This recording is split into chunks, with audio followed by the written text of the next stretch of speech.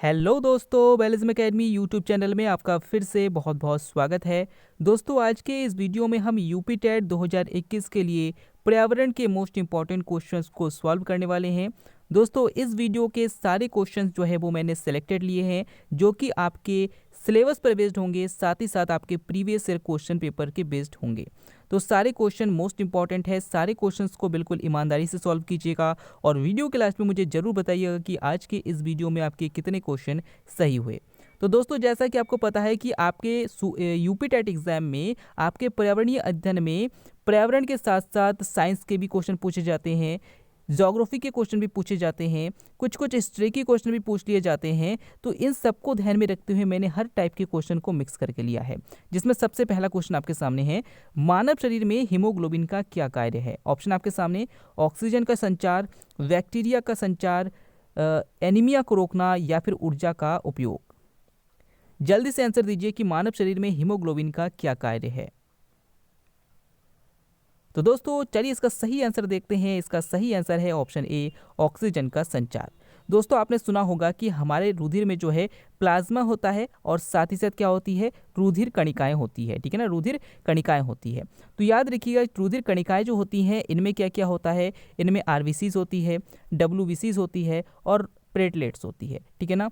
तो ये जो आरबीसीज है, आरबीसीज में केंद्रक नहीं होता है, डब्ल्यूबीसीज में केंद्रक होता है और प्लेटलेट्स की बात हम यहाँ पर नहीं करने वाले। तो यहाँ पर ध्यान रखिएगा कि डब्ल्यूबीसी में केंद्रक होता है और आरबीसीज में केंद्रक नहीं होता है। चलिए थोड़ा डिटेल से समझ लेते हैं। जैसे मान लीजिए कि ये हमारे सामने आरबीसी है और ये हमारे सामने डब्ल्यूबीसी है। आपको पता होना चाहिए कि डब्ल्यूबीसी में बीच में केंद्रक होता है, जबकि आरबीसी में केंद्रक नहीं होता है। और जहाँ पे केंद्रक होना होता है वहाँ पर हीमोग्लोबिन की उपस्थिति होती है और यही हीमोग्लोबिन क्या करता है कि पूरे ब्लड के माध्यम से पूरी बॉडी में, रुधिर में क्या करता है, ऑक्सीजन को परिवहन करने का कार्य करता है। आई होप आप समझ गए होंगे। नेक्स्ट क्वेश्चन को बढ़ते हैं। नेक्स्ट क्वेश्चन आपके सामने क्या है। नेक्स्ट क्वेश्चन है, डेंगू रोग का वाहक क्या है। ऑप्शन आपके सामने है, एडीज मच्छर, ऑप्शन बी क्यूलेक्स मच्छर, ऑप्शन सी घरेलू मक्खी या फिर ऑप्शन डी एनाफिलीज मच्छर। डेंगू रोग का वाहक कौन सा मच्छर है। तो दोस्तों, इसका सही आंसर है ऑप्शन ए, एडीज मच्छर। डेंगू रोग का वाहक एडीज मच्छर है। और अगर आपसे पूछे कि भाई मलेरिया का वाहक कौन सा मच्छर है, तो वो मादा एनाफिलीज मच्छर है। ठीक है ना। दोनों ऑप्शन को मैंने इसीलिए लिया है, डेंगू रोग का वाहक पूछे तो एडीज मच्छर हो जाएगा और मलेरिया का वाहक पूछे तो एनाफिलीज मच्छर हो जाएगा। ठीक है ना, याद रखिएगा। और अगर आपसे पूछे कि भाई भारत में मलेरिया को उन्मूलन का लक्ष्य कब तक रखा है, तो याद रखिएगा कि भारत में मलेरिया उन्मूलन का लक्ष्य, यानी कि मलेरिया को पूरी तरीके से खत्म करने का लक्ष्य जो है वो 2030 तक रखा है। इंपॉर्टेंट है, आपसे पूछा जा सकता है। अगला क्वेश्चन, खाद्य श्रृंखला के परस्पर समूह को क्या कहा जाता है। ऑप्शन आपके सामने है, खाद्य चक्र, श्रृंखला अभिक्रिया, खाद्य जाल या फिर बायोमास का पिरामिड। खाद्य श्रृंखला के परस्पर समूह को क्या कहा जाता है। तो दोस्तों, इसका सही आंसर हो जाएगा ऑप्शन सी, खाद्य जाल। अब कैसे होगा समझ लेते हैं। दोस्तों, मान लीजिए कि यहाँ पर एक घास है। ठीक है ना, यहाँ पर एक घास है। इस घास को कौन खाएगा। मान लीजिए कि एक खरगोश है और इस खरगोश ने इस घास को खा लिया। ठीक है ना। और इस खरगोश को कौन खाएगा, भाई शेर ने खा लिया। किसने खा लिया, शेर ने खा लिया। अब याद रखिएगा कि क्या इस घास को टिड्डा नहीं खा सकता था। हाँ बिल्कुल, वो भी खा सकता था। क्या इस टिड्डे को कोई और जैसे मेढक नहीं खा सकता था। बिल्कुल खा सकता था। अब एक बात बताइए कि इस तरीके से अगर हम देखें तो भैया इस घास को तो एक हिरन भी खा सकता था, इस हिरन को भी शेर खा सकता था। तो इस तरीके से अगर हम खाद्य श्रृंखला को मिलाएंगे तो एक प्रकार का जाल बन जाता है। इसी को खाद्य जाल कहा जाता है। यानी कि अगर हम बात करें, यहाँ पर क्वेश्चन में आपसे क्या कहा है कि खाद्य श्रृंखला के परस्पर समूह को क्या कहते हैं। तो हमने एक समूह ले लिया, जैसे पहला समूह लिया था घास, फिर लिया था हमने खरगोश, उसके बाद लिया था हमने शेर। एक श्रृंखला ये हो गया। हमने दूसरी श्रृंखला ले ली थी कि भैया इस घास को किसने खाया, टिड्डे ने खाया। टिड्डी को किसने खाया, मेढक ने खाया। मेढक को किसने खाया, सांप ने खाया। तो एक दूसरी श्रृंखला हो गई। तो ये दो श्रृंखला मान लीजिए या फिर तीन श्रृंखला ले लीजिए। तो इस प्रकार से देखिए तो एक जाल बन जाता है। इसे क्या कहते हैं हम, खाद्य श्रृंखला को जाल, खाद्य जाल कहेंगे। यानी कि कई सारी खाद्य श्रृंखला मिलकर आपस में खाद्य जाल का निर्माण करेंगी। अगला क्वेश्चन देखते हैं, अगला क्वेश्चन आपके सामने है, पौधों में जल का अधिग्रहण किसके द्वारा होता है? ऑप्शन आपके सामने है जाइलम, फ्लोएम, कैम्बियम या फिर पैलिसेड। पौधों में जल का अधिग्रहण किसके द्वारा होता है? तो दोस्तों इसका सही आंसर हो जाएगा ऑप्शन ए जाइलम। दोस्तों जैसे ये पौधा है, मान लीजिए कि ये एक पौधा है और ये पौधा जो है यहाँ मिट्टी पे है, ठीक है ना। तो याद रखिएगा कि इसमें जो जड़ें होती है, इन जड़ों के माध्यम से इसमें जाइलम होती है पूरे पौधे में। ये जाइलम क्या करते हैं कि भाई मिट्टी से जितनी भी जल है, इन जल को लेकर पौधे की विभिन्न पत्तियों तक पहुंचाने का काम कौन करते हैं? जाइलम करते हैं। और उसके बाद ये पत्तियां क्या करती है भैया? प्रकाश संश्लेषण के माध्यम से अपना भोजन बनाती है। और जब भोजन बन जाता है तो उन भोजन को पौधे के विभिन्न भागों तक पहुंचाने का काम कौन करता है? वो फ्लोएम करता है। तो अगर आप इस कॉन्सेप्ट को समझ गए हैं तो आप इसका आंसर जरूर कर देंगे, ठीक है ना। चलिए नेक्स्ट क्वेश्चन देखते हैं। नेक्स्ट क्वेश्चन है कि यातायात का सबसे सस्ता एवं सुगम मार्ग कौन सा है? ऑप्शन आपके सामने है वायु मार्ग, सड़क मार्ग, जल मार्ग या फिर रेल मार्ग। यातायात का सबसे सस्ता एवं सुगम मार्ग कौन सा है? तो दोस्तों आपको सुनकर आश्चर्य होगा कि ये क्वेश्चन पिछली बार यूपी टेट के जूनियर वाले एग्जाम में पूछा गया था कि भाई यातायात का सबसे सस्ता एवं सुगम मार्ग कौन सा है। अधिकतर बच्चों ने इसका आंसर गलत दिया था। इसका आंसर हो जाएगा ऑप्शन सी जल मार्ग, ठीक है ना। याद रखिएगा कि अगर आपसे ये क्वेश्चन कभी भी पूछा जाए कि यातायात का सबसे सस्ता और सुगम मार्ग कौन सा है, तो जल मार्ग है। अगले क्वेश्चन को बढ़ते हैं। अगला क्वेश्चन आपके सामने है, बिहू भारत के किस राज्य का लोक नृत्य है? ऑप्शन आपके सामने राजस्थान, तमिलनाडु, असम या फिर उत्तर प्रदेश। ये क्वेश्चन मैंने पिछले वाले वीडियो में आपके लिए ये क्वेश्चन छोड़ा था, जिसका आंसर आपको कमेंट के द्वारा देना था। बहुत से बच्चों ने इसका आंसर बिल्कुल सही दिया था और इसका सही आंसर हो जाएगा ऑप्शन सी असम। बिहू जो है वो असम का एक लोक नृत्य है। राजस्थान का लोक नृत्य कौन सा है? घूमर। तमिलनाडु का लोक नृत्य कौन सा है? भरतनाट्यम। और उत्तर प्रदेश का लोक नृत्य कौन सा है? तो याद रखिएगा वो है नौटंकी और रासलीला। अगले क्वेश्चन को बढ़ते हैं। अगला क्वेश्चन आपके सामने, प्रोजेक्ट टाइगर कब लागू हुआ? ऑप्शन आपके सामने 2011, 1970, 1973 या फिर 2007। तो दोस्तों अगर आपसे पूछे प्रोजेक्ट टाइगर कब आया था, तो इसका सही आंसर हो जाएगा 1973। अगर आपसे पूछे प्रोजेक्ट एलिफेंट कब आया था, तो 1992। और अगर आपसे पूछे कि भाई वन्य जीव संरक्षण अधिनियम कब आया था, तो याद रखिएगा 1972 में आया था। और अगर आपसे पूछे कि भाई वन संरक्षण अधिनियम कब आया था, तो 1980 में आया था। ये चारों क्वेश्चन आपके लिए मोस्ट इंपॉर्टेंट है, याद रखिएगा। अगला क्वेश्चन आपके सामने कि गंगा नदी को बांग्लादेश में किस नाम से जाना जाता है? ऑप्शन आपके सामने पद्मा, जमुना, मेघना या फिर सांगपो। गंगा नदी को बांग्लादेश में किस नाम से जाना जाता है? इसका सही आंसर हो जाएगा ऑप्शन ए पद्मा। गंगा नदी को बांग्लादेश में पद्मा के नाम से जाना जाता है, जबकि ब्रह्मपुत्र नदी को बांग्लादेश में जमुना के नाम से जाना जाता है।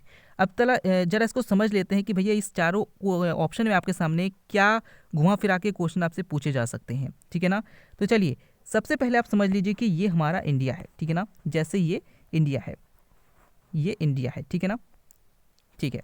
जैसे ही बना देख लीजिए, जैसे ही इंडिया है तो हम बात करें यहाँ पे गंगा नदी का उद्गम होता है। आपको पता है कि इस जगह पर बांग्लादेश है और यहाँ पर गंगा आकर जब गंगा आएगी तो इस गंगा को बांग्लादेश में प्रवेश करने के बाद हम क्या कहेंगे? पद्मा कहेंगे। और आपको पता है कि यहाँ से ब्रह्मपुत्र का उद्गम होता है। ये ब्रह्मपुत्र नदी अगर आएगी तो ब्रह्मपुत्र नदी आने के बाद बांग्लादेश में क्या कहलाएगी? इसे कहेंगे हम जमुना। क्या कहेंगे? जमुना। और ये जो हमने गंगा नदी को पद्मा कहा था और इस ब्रह्मपुत्र नदी को हमने यहाँ पर जमुना कहा था, ये जब दोनों आपस में आकर बांग्लादेश में मिल जाती है तो इसे हम संयुक्त रूप से मेघना कहते हैं। क्या कहते हैं? मेघना कहते हैं। याद रखिएगा, इंपॉर्टेंट है, पूछा जाता है, ठीक है ना। घुमा घुमा के आपसे क्वेश्चन पूछे जाएंगे, इसलिए मैंने आपको डिटेल में बता दिया ताकि आपको समझने में कोई भी दिक्कत ना हो, ठीक है ना। चलिए अगर यहाँ पे देखे तो भाई सांगपो किसको कहते हैं, तो याद रखिएगा कि ब्रह्मपुत्र नदी को तिब्बत में सांगपो के नाम से जाना जाता है। किसमें? तिब्बत में। तो यहाँ पर क्वेश्चन आपके सामने आता है, कभी गंगा नदी को बांग्लादेश में किस नाम से जाना जाता है? तो पद्मा के नाम से जाना जाता है, यानी कि ऑप्शन यहाँ पर बिल्कुल सही है।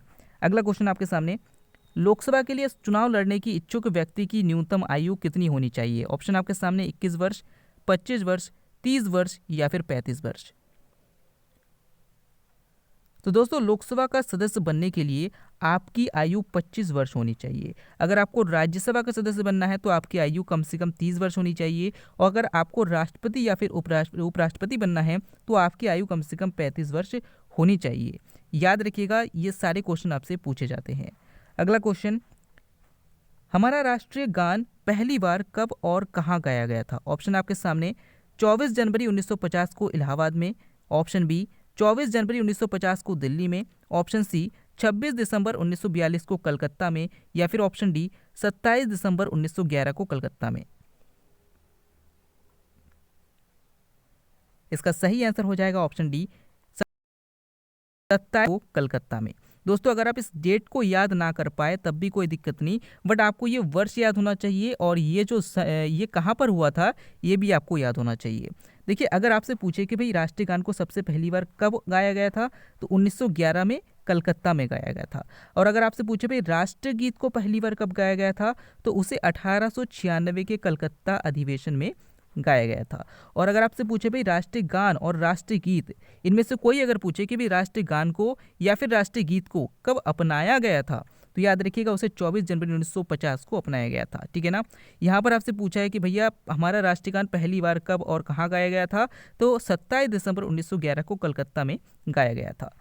अगले क्वेश्चन को बढ़ते हैं। अगला क्वेश्चन आपके सामने, भाई मौलिक अधिकारों की संख्या कितनी है? ऑप्शन आपके सामने 10, 8, 6 या फिर 5।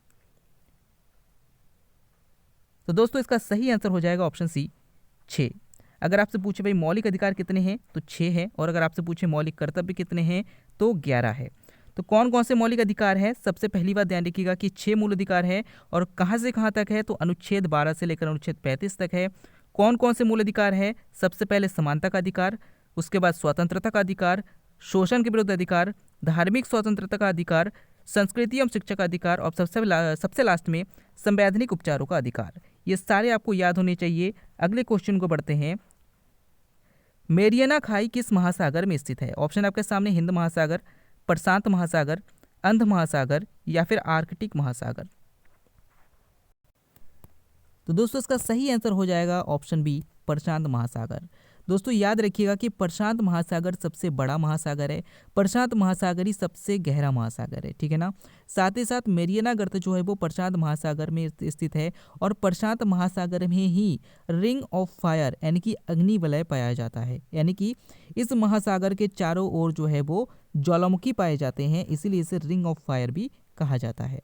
अगले क्वेश्चन को बढ़ते हैं। अगला क्वेश्चन आपके सामने, अधिकांश मौसम संबंधी क्रियाएं घटित होती है। आपको बताना है कि वायुमंडल की किस परत में सबसे अधिक मौसम संबंधी घटनाएं होती है। ऑप्शन आपके सामने परिवर्तन मंडल में, समताप मंडल में, मध्य मंडल में या फिर आयन मंडल में।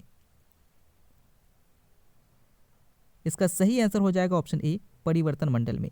दोस्तों अगर आपके सामने यहाँ पर परिवर्तन मंडल ना देकर अगर क्षोभ मंडल देते तो क्षोभ मंडल भी इसका आंसर होता, क्योंकि क्षोभ मंडल को ही परिवर्तन मंडल भी कहते हैं, क्षोभ मंडल को ही संवहन मंडल भी कहते हैं। तो याद रखिएगा कि इसी वायुमंडल परत में सबसे अधिक मौसम संबंधी घटनाएं देखने को मिलती है। और अगर आपसे पूछे कि भैया किस परत में तापमान हमेशा समान बना रहता है, तो याद रखिएगा वो समताप मंडल में रहता है। और किस परत में बात करें आपसे, किस परत में जो है ओजोन परत पाई जाती है, तो वो भी समताप मंडल में पाई जाती है। अगर आपसे पूछे भाई सबसे ठंडी वायुमंडल की परत कौन सी है, तो वो मध्य मंडल है। और याद रखिएगा कि आयनिक तरंगें किससे विकृत होती है, तो वो आयन मंडल से विकृत होती है। ये सारे क्वेश्चन आपके लिए इंपॉर्टेंट है। अगले क्वेश्चन को बढ़ते हैं। अगला क्वेश्चन आपके सामने, काली मिट्टी संबंधित है। ऑप्शन आपके सामने चावल के उत्पादन के लिए, गेहूं के उत्पादन के लिए, कपास के उत्पादन के लिए या फिर चावल के उत्पादन के लिए। इसका सही आंसर हो जाएगा ऑप्शन सी कपास के उत्पादन के लिए। दोस्तों काली मिट्टी जो है वो महाराष्ट्र में सबसे अधिक पाई जाती है, और ये एक ऐसी मिट्टी होती है जिसमें आपको सिंचाई की ज़रूरत नहीं पड़ती है। याद रखिएगा, पूछा जाता है कि किस मिट्टी में सिंचाई की आवश्यकता नहीं होती है, तो काली मिट्टी में सिंचाई की आवश्यकता नहीं होती है, और इसमें कपास की खेती बहुत अच्छी होती है। चलिए अगले क्वेश्चन को बढ़ते हैं। अगला क्वेश्चन आपके सामने, भारत में न्यूनतम साक्षरता वाला राज्य कौन सा है? ऑप्शन आपके सामने झारखंड, छत्तीसगढ़, बिहार या फिर राजस्थान। इसका सही आंसर हो जाएगा ऑप्शन सी बिहार। दोस्तों जनगणना 2011 के अनुसार भारत में न्यूनतम साक्षरता वाला जो जिला है वो बिहार है, और सबसे अधिक साक्षरता वाला जिला जो है वो केरल है। याद रखिएगा कि भैया अगली जनगणना कब होगी, तो 2021 में होगी, 16 भाषाओं में होगी, 2 चरणों में होगी। अगर आपसे पूछे कि भी पहली बार जनगणना कब हुई थी, तो 1872 में लॉर्ड मेयो के शासनकाल में हुई थी। तो ये सारे क्वेश्चन आपसे पूछे जा सकते हैं। अगले क्वेश्चन की ओर बढ़ते हैं। अगला क्वेश्चन आपके सामने है, निम्नलिखित में से कौन सी ब्राजील की प्रमुख फसल है? ऑप्शन आपके सामने चावल, चाय, कहवा या फिर तंबाकू। इसका सही आंसर हो जाएगा ऑप्शन सी, कहवा। दोस्तों ब्राज़ील की प्रमुख फसल जो है वो कहवा है। और अगर आपसे पूछे कि भाई चीनी का कटोरा किसे कहा जाता है, तो क्यूबा को कहा जाता है। ये भी बहुत पूछा जाता है, याद रखिएगा। अगले क्वेश्चन को बढ़ते हैं। अगला क्वेश्चन आपके सामने, कालाहारी मरुस्थल किस महाद्वीप में स्थित है? ऑप्शन आपके सामने ऑस्ट्रेलिया, अफ्रीका, दक्षिणी अमेरिका या फिर एशिया। इसका सही आंसर हो जाएगा ऑप्शन बी, अफ्रीका। दोस्तों कालाहारी मरुस्थल जो है वो अफ्रीका महाद्वीप में स्थित है। अगर आपसे कहे कि भाई सबसे बड़ा मरुस्थल कौन सा है, तो सहारा मरुस्थल है जो कि अफ्रीका में है। और अगर आपसे पूछे भारत का सबसे बड़ा मरुस्थल कौन सा है, तो वो है थार का मरुस्थल। और अगर आपसे पूछे कि भाई सबसे कौन से महाद्वीप में मरुस्थल नहीं है, तो याद रखिएगा कि यूरोप में कोई भी मरुस्थल नहीं है। अगले क्वेश्चन को बढ़ते हैं। अगला क्वेश्चन है, पर्यावरण को बचाने के लिए चिपको आंदोलन में कौन सा राज्य जुड़ा हुआ है? ऑप्शन आपके सामने उत्तर प्रदेश, झारखंड, उत्तराखंड या फिर छत्तीसगढ़। दोस्तों इस क्वेश्चन का आंसर आप हमें कमेंट के द्वारा देंगे, हम आपके कमेंट का इंतजार करेंगे। तो आपको वीडियो कैसा लगा आप हमें ज़रूर बताइएगा। अगर आप फिर से बोलेंगे तो हम आपके लिए बहुत ही अच्छे अच्छे क्वेश्चन लेकर आएंगे। हम फिर से लौटेंगे एक नया इंटरेस्टिंग वीडियो लेकर। तब तक के लिए देखते रहिए, सीखते रहिए।